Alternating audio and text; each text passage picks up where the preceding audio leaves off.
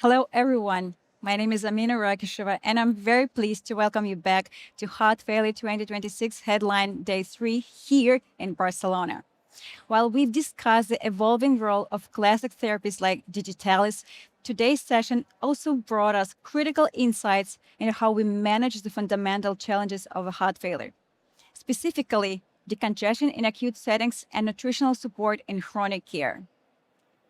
We begin with the results of the EDICA trial, presented by Dr. Juan Carlos Lopez Azor. This pragmatic pilot study addressed a fundamental clinical debate. Is the traditional weight-guided diuretic approach sufficient? Or should we be guided by natriuresis and diuresis as suggested by the current ESC guidelines? The trial randomized patients hospitalized with acute heart failure to one of two strategies: a conventional weight-guided approach or a protocol-driven strategy guided by urinary sodium and volume output. The primary hypothesis was that a natriuresis-guided strategy would be a superior in achieving biomarker-based decongestion. The results confirmed this. The guided strategy led to a significantly greater reduction in NT-proBNP levels at 5 days compared to the weight-guided group.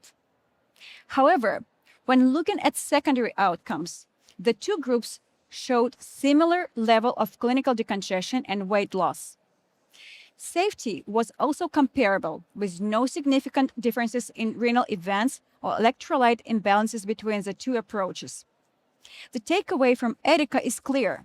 While natriuresis-guided therapy enhances biomarker response, it highlights the complex dissociation between biomarkers and clinical science, suggesting we still have more to learn about tailoring diuretic therapy to individual.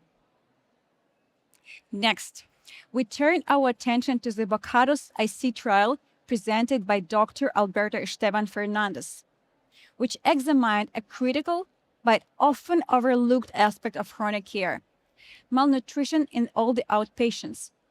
Malnutrition is a powerful predictor of poor prognosis in a heart failure.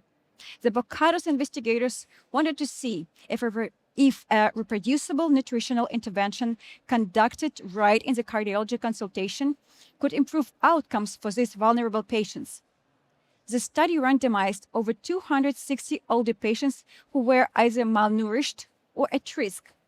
The results regarding the primary endpoint, a composite of death or heart failure hospitalization, did not show a statistically significant reduction at 6 months. However, the intervention was highly successful in other areas.